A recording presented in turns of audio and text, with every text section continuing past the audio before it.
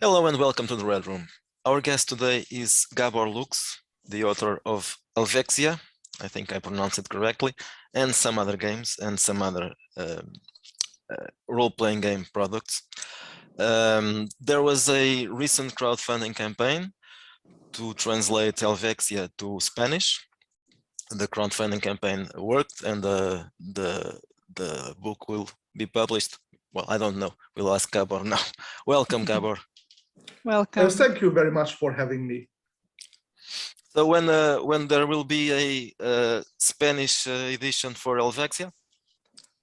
Yes, this is very exciting for me. Some people were discussing it on Hungarian game forums and Facebook that this is actually the first Hungarian game to be translated internationally. We had a rather successful campaign from a target of 5,500. We got 6,700, meeting some stretch goals. There's interest from stores around Spain. And I think what is even more important for me is the fan response, that the people who have played the game and well, the publishers, Outremer, Ediciones, they have been very active in bringing it to online conventions, and I think maybe a few live ones.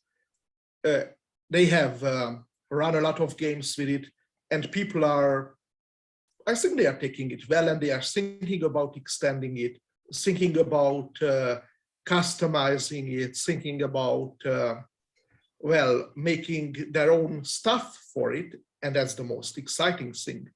As a creator, if it's not just your game anymore, but it is now belongs to the community. So now we are in production, and I think it will come out in a few months. Not the translation is done. It's going to be pretty soon.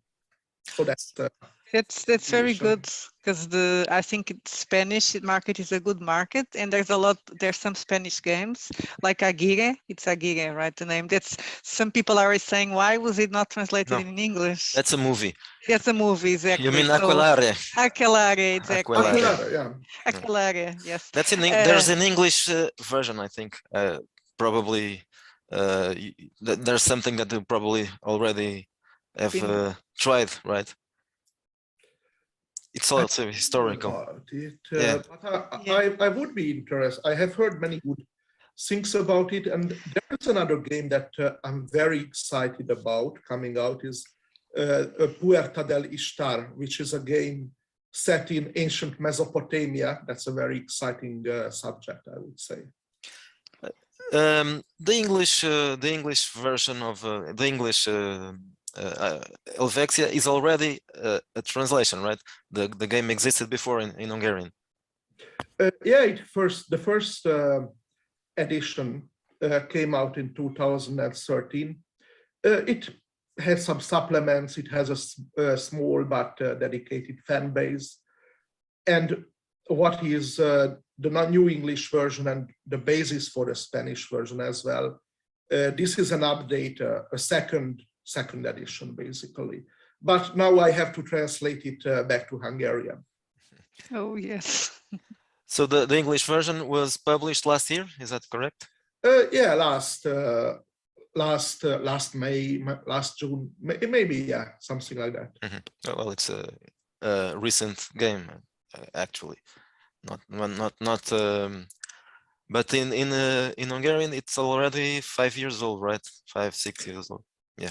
Well, no, 2013. That's oh yeah, more. More than that. Yeah. Yeah. Well, it's almost 8 years. My skills at maths aren't that great. It's good when we play. We can always fool them with the rolls and the count of the dices. So I suppose there are already several source books being planned to be translated, I suppose, from Hungarian to English and probably Spanish. Yeah, it's the plan is for at least a collection of modules right now. and it's going to be good for both languages because I regrettably don't speak Spanish. So I will first translate the text to English, and then Outremere Ediciones will translate it to the Spanish. But because the English text is already there, then why not publish it in English? There is also some stuff that's awaiting publication. Even in the Hungarian edition, we'll have some new stuff because these are old, you know, the things that are convention favorites, which have been well played at conventions. And for this new edition, I have written some new things that's also going to come out. And the second edition was, a lot of it was play tested in a friend's game, focused on a fantastic version of Catalonia. And I would like to convince him to translate that as well. There will be a teaser freely available for the Spanish audience. That's already written. I got it 2 days ago. And then maybe, hopefully, we will see the whole supplement. Yeah, the Spanish have several, besides Aquilare, there are other historical games. I think they are, well, it appears they are interested in the subject. The person who wrote Aquilare, I think is, I'm not sure if he's an historian, but at least I think he has several games that are all based on historical facts. I think he in fact is an historian, but not really sure about that. So Helvéczia was your first game, or you had published something before? No, Helvéczia is my second game. The first was Sword and Magic, which came out 2008, and that's basically a D&D based system. It has its own game master's guide, monster collection, and several modules, actually, something like 40, 50, not about a third of them written by other people. And it does have a community, even though right now, 2008, that was a ton of years ago. So now I'm working on the second edition as well. But as you can imagine, with work and all kinds of other concerns, it's going slowly.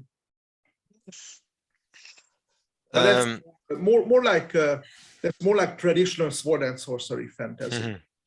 Helvéczia is based on that system as a refinement, but it is its own thing. It's a peculiar. There's another title on the drive-through, but that's not the one you mentioned. Castle something, I think. Castle Xintilan. Oh, I can. Yeah. I can show you one of this is a module for swords and wizardry. But that's just an adventure. Ah, okay. Yeah, that's a big adventure. Yeah, but it's a big one. Yeah. Set in a here we go. Set in a haunted castle populated by an insane and eccentric noble family, and all kinds of malevolent death traps and weird encounters. Well, it's whimsical. I think it plays with history and literature, and it moves quickly. But that's not a complete game system. That's an adventure. It's fairly successful. I'm very happy about. But is it reception it has gotten? It uses which rules? The Helvéczia or the other ones? It's a sword and wizardry adventure, but it can be played with Labyrinth's Lord, with old school essentials. These games are so close together that you just switch up a few things and it's all perfect. So you could someone if someone thinks that Castel, I'm a with names today, sorry. Castle Xintilan. Exactly, is interesting, so they can easily adapt to the rules to other D&D type game, right? I think so, yeah. Probably not 5th edition, because that's a bit more rules heavy, and the dynamics are different. But yeah, old some school OSR. games, yeah, that's easy. Before we dig deeper into Helvéczia, just a few questions about what happens in Hungary, because probably people are interested in knowing. There are more role-playing game designers. How is the community? What can you say about that? Right now, the game community and the game design community has been improving, I would say. There was a long period in the there was a boom in the 1990s where a lot of popular games were published, but then the scene really stagnated for more than a decade or a decade and a half. And now there's a sort of a new generation entering gaming who are discovering it and making new things, creating new systems and translating international games as well. So that's I think a very good thing. More conventions and so on. And well, we have translations of some of the big games, not yet 5th edition. That's kind of caught up in a legal situation where somehow the international company is just treating the translations like, I don't know, pretty badly, I would say. But other games are coming out and becoming popular, like Trail of Cthulhu, and I've seen like some of the smaller independent games. And we have an old school scene as well. So, for example, I published a game by some of my friends. This is box set Casemates and Companies, or Dungeons and Companies. It's all it's like a game for beginners. Mm-hmm. So when did you start role playing? In the early 1990s. I first played a game that was set in a sort of a side cut of a pyramid, and we were playing archaeologists, but I had no idea that this is what it is. But this is a role playing. I didn't know what that meant. We just thought it was an interesting puzzle or whatever. I didn't think much about it. Then I played the first Hungarian game, which was called Combat and Magic. It's a D&D clone, very charming little thing based on the Lord of the Rings and Conan all mashed up together. And then, of course, we played the dominant game of the time, which was photocopied AD&D. AD&D. A lot of, yes, it was sort of a mixture of everything. The core of the rules were second edition, but there were these photocopied, badly tattered copies of the half-orc, the illusionist, the anti-paladin, all homemade translations knocked out on computers and photocopied to the, I don't know how many generations. So they were basically illegible, rot, tattered, and like ancient grimoires. Very interesting. That's charming. Yeah, today we have everything, right? We just print it and put it in a computer. Yeah, I still love printing my own stuff, which is probably why I tried publishing my own materials. There's just something about, you know, a home printed set of rules or whatever that has its own.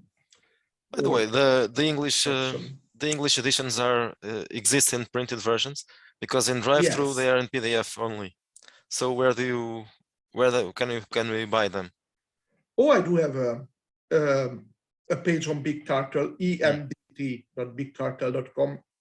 I've got basically everything in print.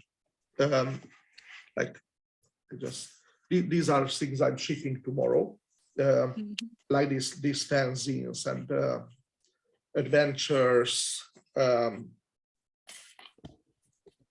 This is how I got into physical publishing. I actually tried once in the 2000s, but it did not go too far. So you don't like print on demand. That's why there isn't an option. The print on demand is it's probably fun for well, it's functional, but I like to keep the it closer to myself. I can keep the quality higher, and I can I can include large map supplements. It is it feels more real, and well, it also feels quite good. You publish something, and you know, stamp the envelopes and fill out the invoices and take a few zines to the post, and that's a good feeling. You know, people receive something in the mail, it has my signature, and that's that you don't get that from drive-through. I'm not against PDFs, I'm not against pod, but this is a hobby, and it's quite enjoyable to just do this creator to customer thing. I need to ask you, all those books behind you, are those books yours to ship? Yeah, on the top of the shelf, that's Helvéczia. Yeah, there are a few hundred rule books, and I think if there's something there. That's boxes. So it has a downside of turning your place into a warehouse. Well, yeah, we have interviewed other people with warehouses in their own homes. I think it was Kickstarters. They had to send the final versions to their customers. So okay, let's get into Helvéczia now. So what's the setting and the rules? Well, let's start by what do you think? What do you prefer, setting or rules first? I think probably the setting. Okay, setting. Because the rules all follow from the setting. I think, especially if, as I understand, you are from Portugal. Yes. And it probably for people in Portugal and Spain, it bears less introduction, because you are the home of the Picaresque novel tradition. That's this is where they started and they first flourished. And Helvéczia tries to create a role-playing game based on these adventurous novels from the 17th and 18th centuries, and also based on let's say the local legends and you know, folklore traditions of Europe, as well as things like adventure movies, robber stories, and these kinds of narratives. And it's not a that serious game. This is a game meant to be played. It's a playful take on history. It does not try to be grim or dark. More like kind of a bit upbeat. It has a sense of humor, and it tries to be adventurous first and foremost. But not heroic, right?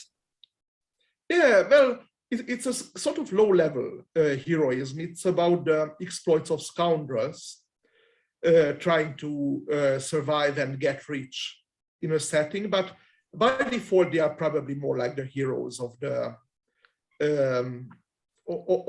place, because, well, obviously the corrupt authorities and monstrosities, they devil worshippers and the devil himself, they come into contact with, they are probably better, worse than somebody who is just an opportunist or an sort of imperfect character.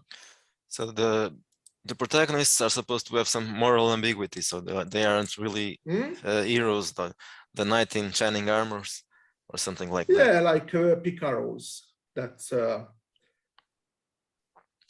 Yeah, but virtue is still important, right? Because you have a chapter about that in the resume. That That's although they are supposed to be scoundrels, yeah, they have to make the choice between good and evil. The game does have a dimension there, and that's interesting that you can find it in the original Picaresque novels as well. That you have these in their time they were really attacked.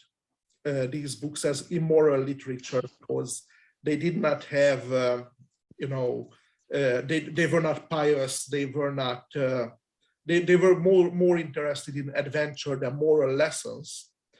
But ultimately, they are still full of moral questions. Is getting rich at the cost of being an evil person worth it? And the heroes of these tales do wrestle with their conscience, their morals, even when they are knowingly committing acts which are against society and which are immoral. And that's something that part of the game as well. So would you say that this does for the Central and Southern Europe what Lamentations of the Flame Princess does for Northern Europe? It's something in the same vein? No. It is there is a similarity in that it is historical fantasy, but my objectives were quite different. I think the tone and feel of these games are radically different. I understand where James is coming from, but I really wanted something else. Yeah, so that's my answer to it. I think I'm not judging, so don't take it that way. But let's say the heavy metal style of grim dark, satanic sort of thing, I'm just not interested in that. I like things which are colorful, which are satirical, and I think which are not really misanthropic. But there's the period is the same. It seems that it's something that several games have adapted. 17th century.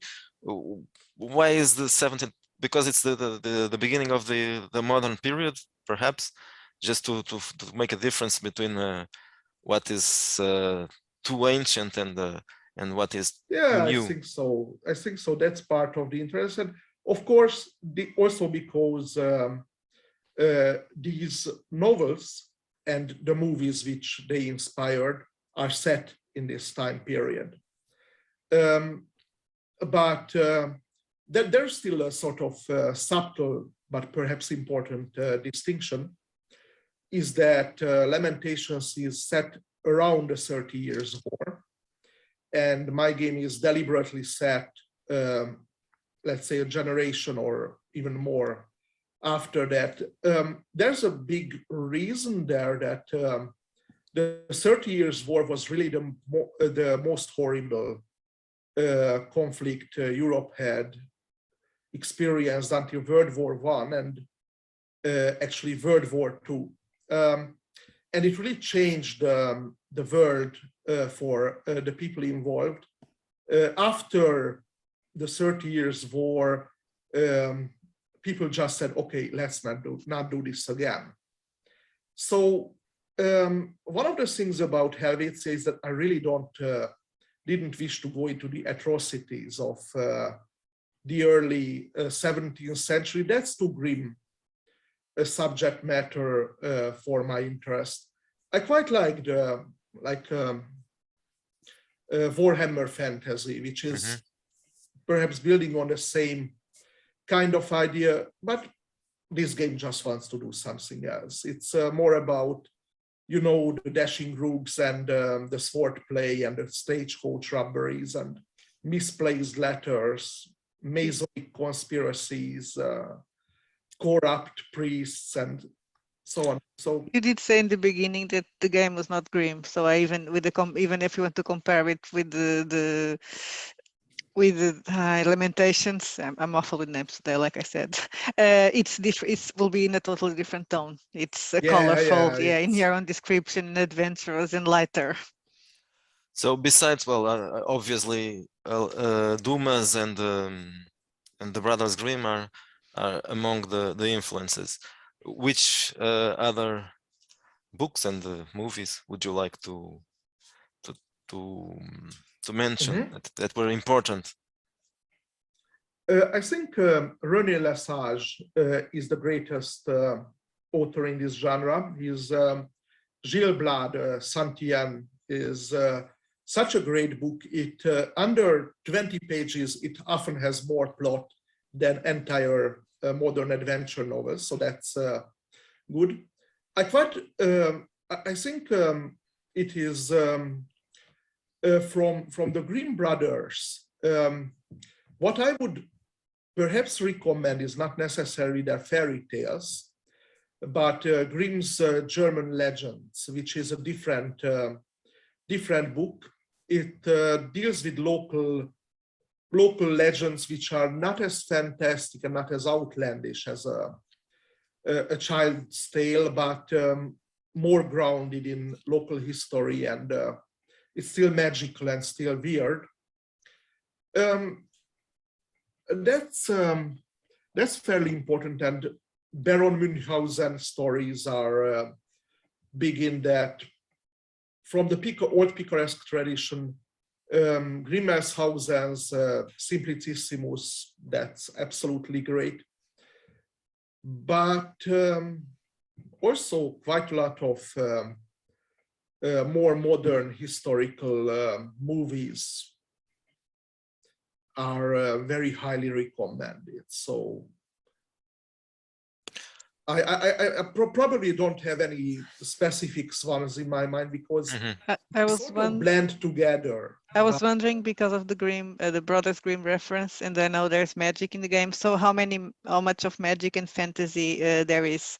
Because you already said there's a part of it inspiring the legends, but how much fantasy is there in Helvéczia world?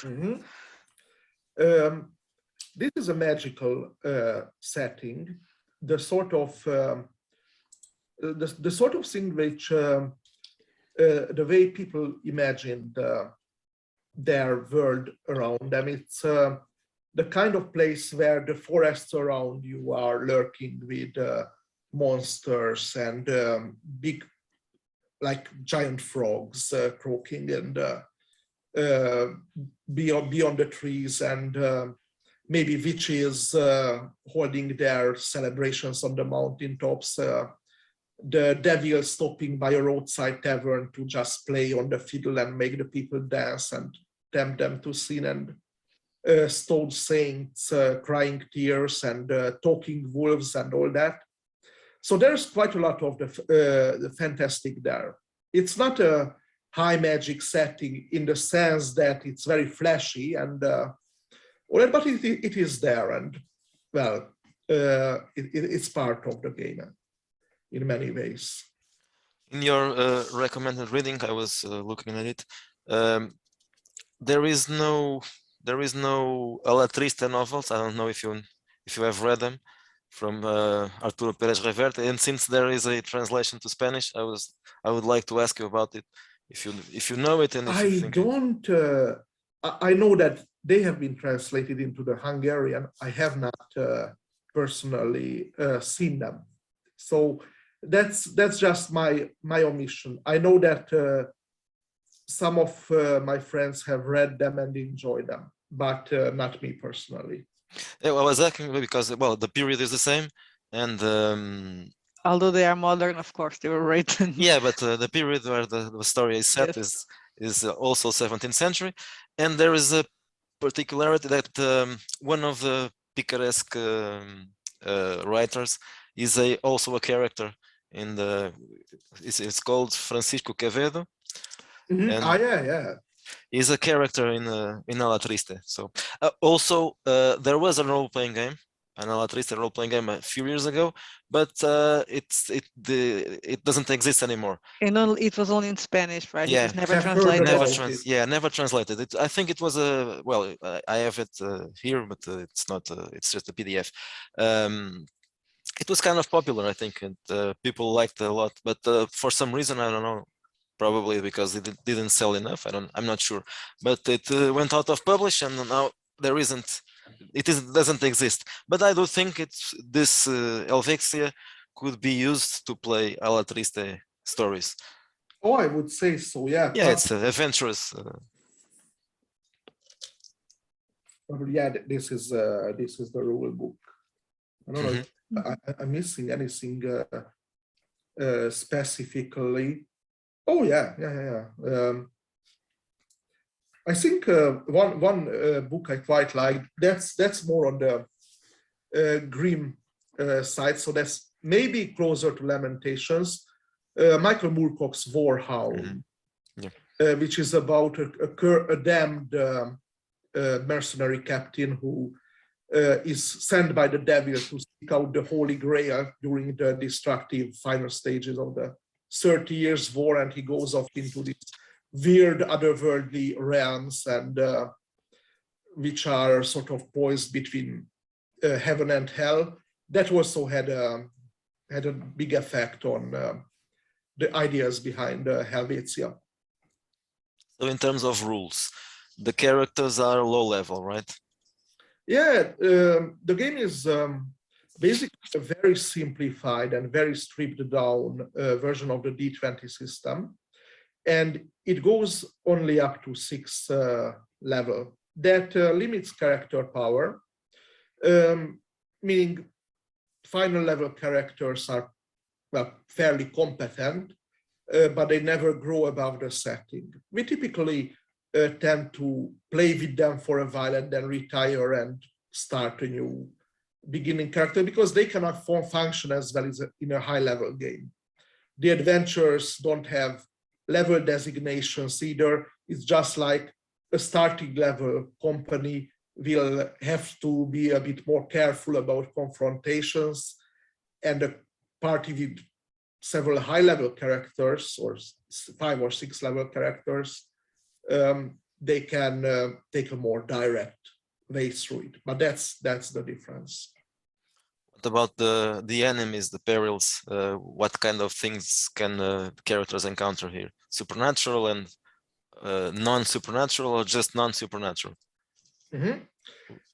Both of them. So the game has its own collection of human opponents you can often come into conflict with, from brigands to let's say bravos, freedom fighters, various soldiers, and experienced mercenaries, the clergy, and students who are a spellcasting class, and various kinds of thieves and scoundrels. But it also has a bestiary that ranges from animals to devils and undead, and various weird things like the 3-yard cat, or giant ravens, the marsh horror, or let's see, let's just open it here, like the killer vines, the knocking man, or the Krampus, which is, well, here we have a sample of a sample of creatures from the game. It's so were you inspired in folklore to create most of those creatures? Yeah, these are most of them are folkloric creatures. Some are better known, like, of course, the game has a version of the werewolf, and the Krampus is well known in German-speaking lands. But some are very, very obscure. like the knocking man it comes from around here in Hungary, and it's an old man who comes knocking at doors, and he can sort of create a heart attack. He's a misty figure, and that's an objective of the game, that I try to focus on this weirder otherworldly. So there are some which are favorites, which going into the game, and I also try to find creatures which are not familiar, and which, if you meet them, what is that? For the same reason, there are some common mythical beings which are not included. So, for example, there are no dwarves and giants, because our imagination has colonized them. We know them too well, and now they no longer have the sort of resonance that they originally had, at least so I see. Yes. Yeah. The folklore which you would use to adapt those creatures is mostly Central Europe or other origins? It's a broader Central European folklore, which draws from German legends, Hungary, Czechia, Poland, Switzerland, of course, which is since you picked that up, and I forgot to ask about it, because why Switzerland as a reference for the title? Yeah, the game is set in Switzerland, and that's an interesting reason, that the idea came to me from a deck of cards. This is called in Hungary. This is the standard card set, and just a moment. It's but I have to open it up. Yep. This is a card deck which has. Let me find an example. Swiss characters on it. And the reason for their popularity is that they were sort of an anti-Habsburg statement, that it was played by rebellious people. And I wanted to feature this game in the role-playing game. Mm-hmm. And I said, okay, why not set it in Switzerland? And then it started to make more and more sense, because Switzerland is really a meeting place of different cultures. It has a German part, it has an Italian part, it has a French-speaking part, and it has even a so-called Rhaeto-Roman part, which is a small Latin language of its own. It's a very strange country. And it's at the time period where the game is set in, it's a great adventure setting. It's in pre-modern Switzerland is not a country. It's a collection of several independent countries in a defensive alliance. Each of them is different. Each of them has its own laws, its own customs, its own coins, and there are all kinds of differences between them. And even beyond this differentiation, there are even smaller autonomous territories and weird little enclaves there. I really like one example to drive home the point, the Republic of Gersau. This was a mini state there's a lakeside and a valley, which has no physical roads connecting it to the nearby lands and only approachable from water. And Gersau basically declared itself its independent state and remained so for 400 years until the French Revolution. And that's, I think, that's a great place to set adventures, because every valley you go to, you climb a range of mountains and you are in a different place. You can have some ruled by rubber knights, some by, let's say, strict religious authority, some by a liberty-loving margrave, some may be abandoned or ruled by brigands, bandits, or let's say devil worshippers. Maybe there is a valley ruled by the Turks, who knows? Some of it might be a fairyland, and then anything is possible. So that's it's easy to put the characters in the roads and see where they end, in what adventures will find them. That's just a recommended setting, right? You can set it anywhere. Yes, of course. As I said, for the second edition, where I was a player, that campaign was set in a fantastic version of Catalonia. Mm-hmm. Is there any use for cards in these mechanics? Since you mentioned cards. Of course. Most of the game mechanics are dice based, and it uses the standard array. Plus, if you have a D24, that's not bad. But the cards are a mechanic that you can play cards with the devil, and drawing 1, 2, or 3 cards, you can ask for his assistance in mystical ways. Like 1 card gives you a slight edge in a situation, 2 gives direct supernatural assistance, and 3 some sort of very spectacular event that will help you out. But of course, at the end of the adventure, you have to pay back, and you have to pay back in gold pieces, or you have to pay back in sins. And of course, if you can't pay, well, you either have to sign the contract, or as it happened in my campaign 2 sessions ago, one of the characters, a Hungarian student, was really opposed to paying the devil, and he was just swallowed by hell along with his horse and all that, and that was the end of his career.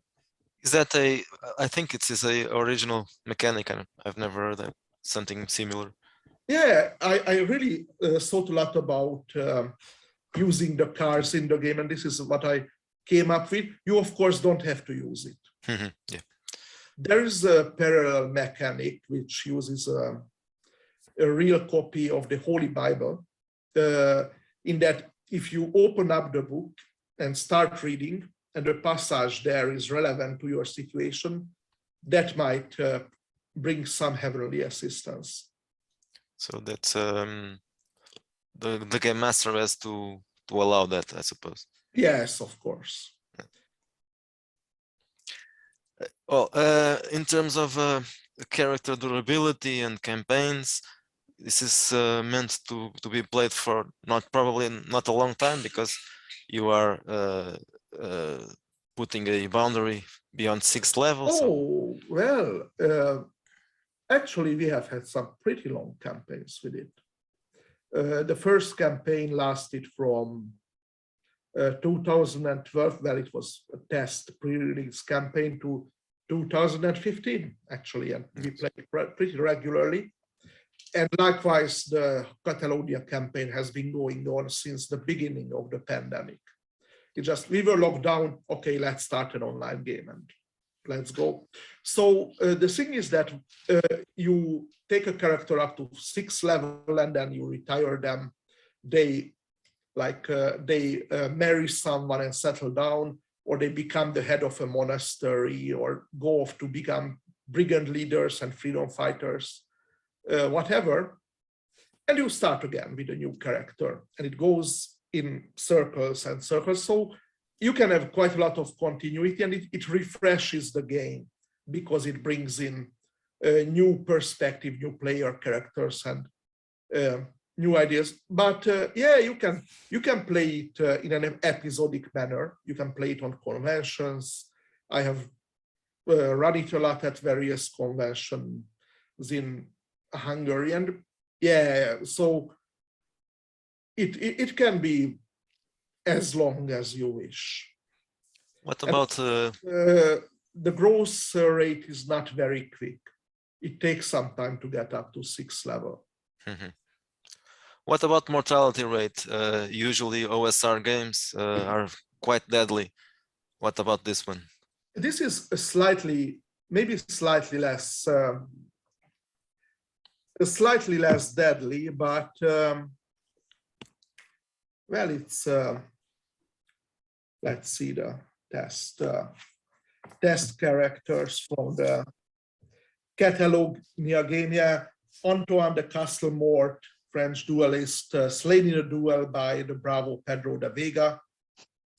Father Fernando Miguel Grassi de Toledo, Castilian cleric, incinerated by the writing of a fiery quill. Esteban Zaspi de Vascos, Basque sharpshooter, crushed under falling debris after another character's grenade attack caved in the ceiling. And so on and so on. So, well, it's not quite really deadly on high levels, but it does happen. About the other published things for the, I'm not sure if they are for this game. There are a lot of on drive-through, a lot of fanzines, I think, echoes from Formal. Those are not for Helvétzia. Oh yeah. Those are for regular advanced Dungeons and Dragons serial number filed off. So there's no, what is up for Helvétzia is a regional supplement and adventure collection, which is included in the box set. And so far, that's it. There will be more, but it will be later this year. You have, you can talk about those already? A preview? Yeah, well, one of those is the adventure collection, which will be also in Spanish. That's the first one. And as I said, I'm publishing the game in Hungarian as well, the present edition. And I can't give people the same regional supplement because they already had it for the first edition. So there will be a new one, and that's probably coming to English as well, maybe next year. It's like what my job allows and how quickly it comes out. You write them in Hungarian and then translate it to English, or you like write them in Hungarian and English? So basically, it depends. All these Helvétzia materials were first written in Hungarian. My other stuff, most of it is first written in English and then translated into you have to translate it anyway, sometimes. right? Or one way or the other. Yeah. If it's going to be published in English, I suppose it's easier. If you are going to write it, also probably write it in English before, right? Then translating. At least that's what I'm doing right now.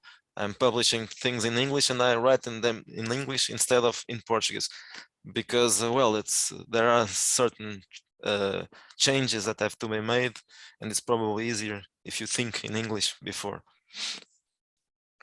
Well, I don't know. Sometimes. This is a hard question.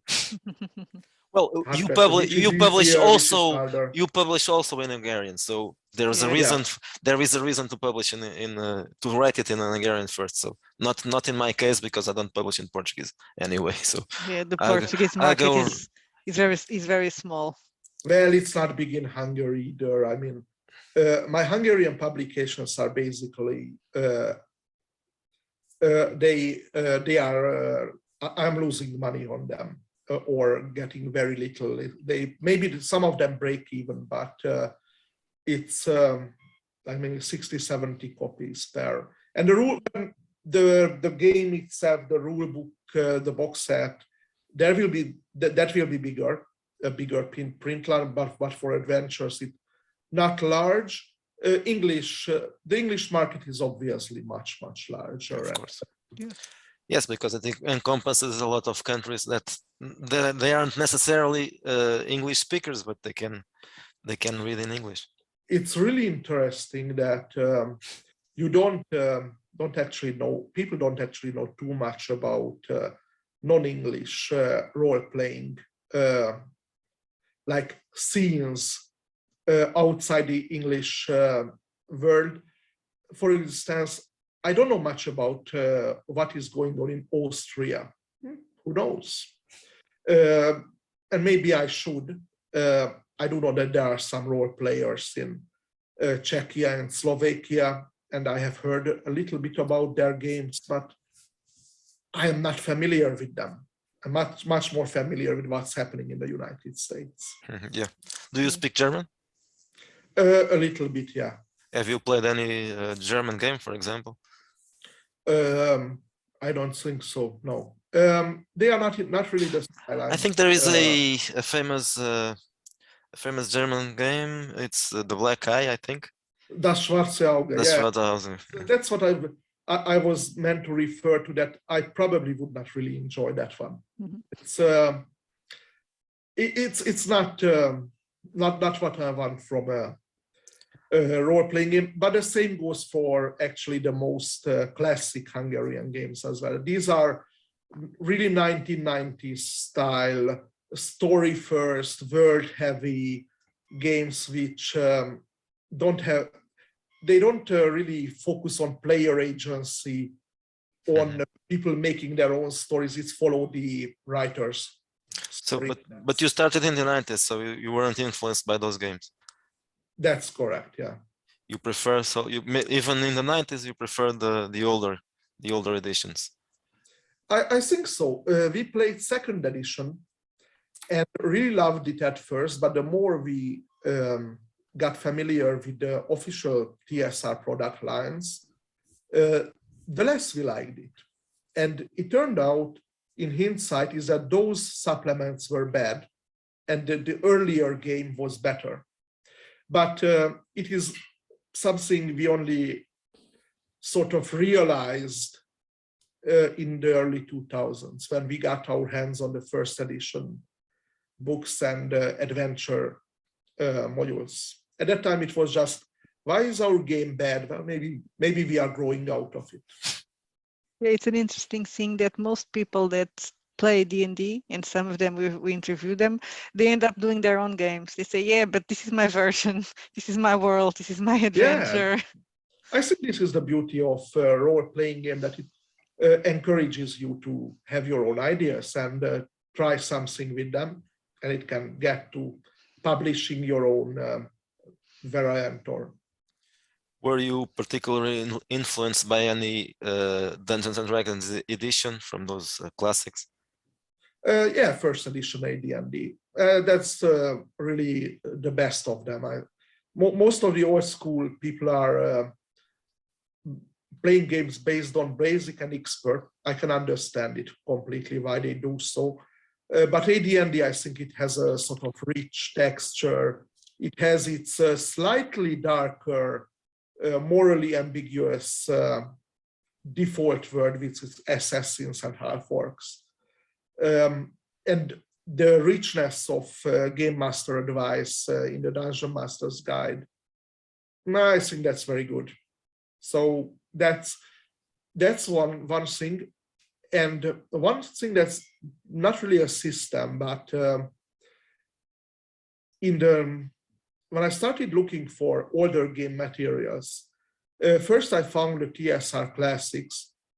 And after that, I became acquainted with the works of Judges Guild, a game company from the 1970s who were publishing licensed materials for original 1970s D&D, and they are lovely.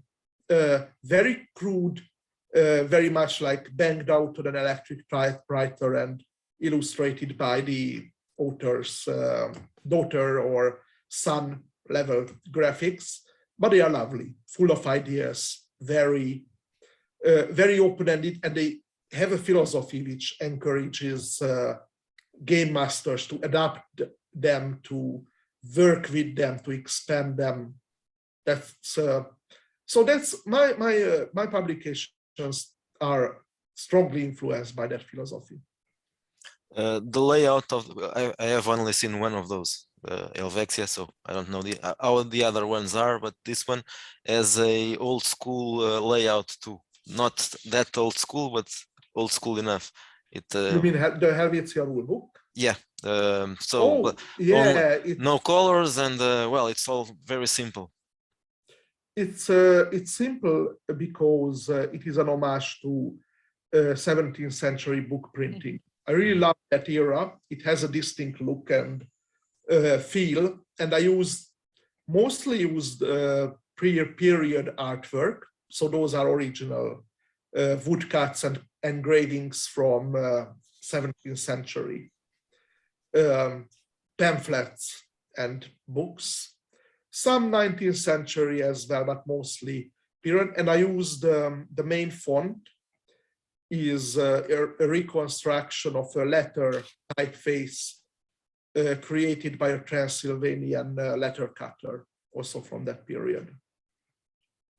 So do you have any background in history, or just an interest? Well, I'm a geographer, or well, I'm in regional studies. I work at the research institute, and well, my work is not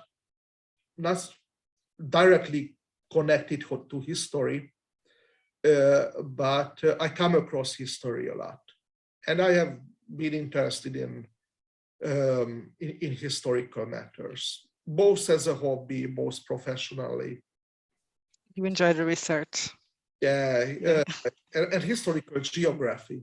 Yeah. And I think that kind of shows up in the game as well, that it focuses on maps. It has an interest in enclaves, exclaves, border disputes, and in your blog there was a mention to the dark mod. What did you do for this?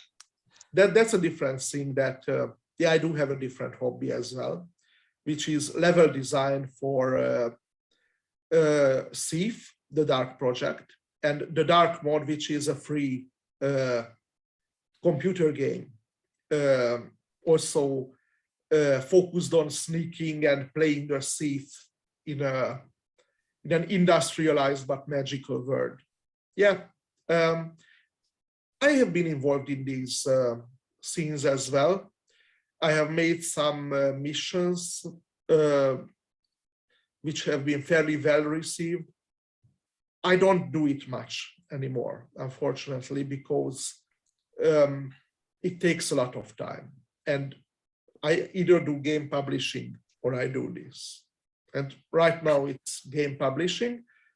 If I burn out here, I will more level design again. That's how it goes. I played a bit of dark mode, but I am useless at stealth games. I never. Yeah, they are pretty hard. Yeah, admitted. Only with a trainer can I. I'm very bad at that. So, any more plans, new games or something like that you'd like to talk about? Yeah, well, in Hungary, I would like to. I'm now focusing on the English edition of the Hungarian edition of the English edition of Helvéczia, definitely. The second edition of my older game, long overdue, but it is slowly coming together. And for English, I'm of course publishing my fanzine. So the next issue is going to be issue number 10. And some adventures, some of them smaller and some of them larger. So one is going to be pretty much almost as big as Zintilan. It will be called The Four Dooms of Theseum, and it will be set in and around a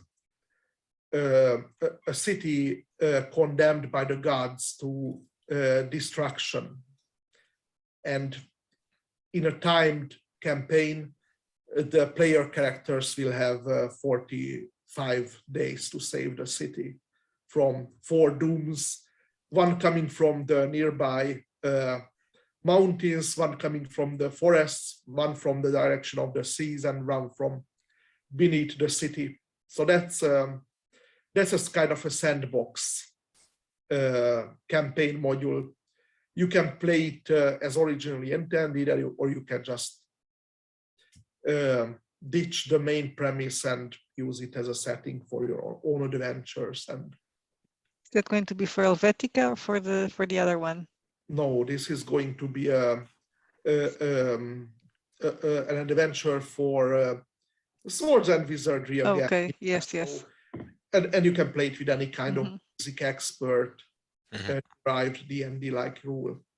So all is OSR. I would say so. I have an interest in other systems.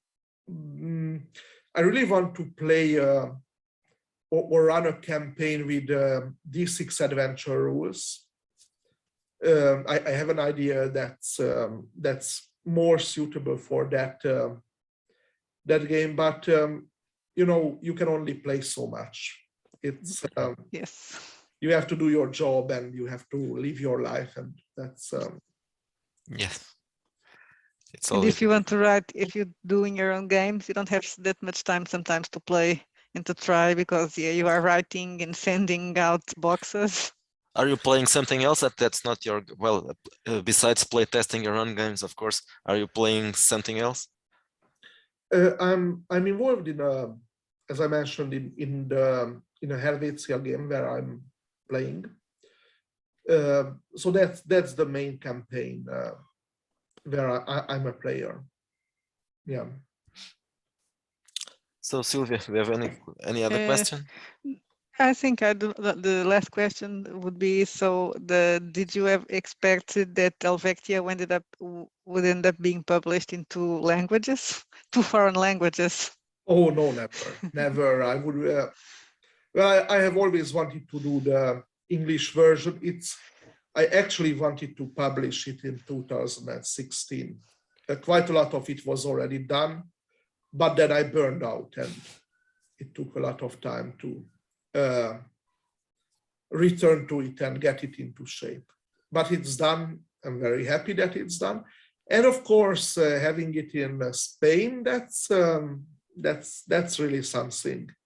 Especially that again, what is important is not just that it is out, but that people seem to be interested in actually using it and making it their own. That's the core thing. That's wonderful. Have you been promoting it on social media? Because I don't remember having come across any groups for these games on Facebook or something. Ooh,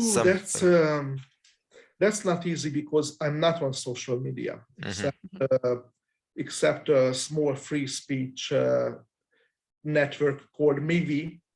I actually find Facebook and Twitter creepy. They are, and I'm very sorry that I'm on Gmail.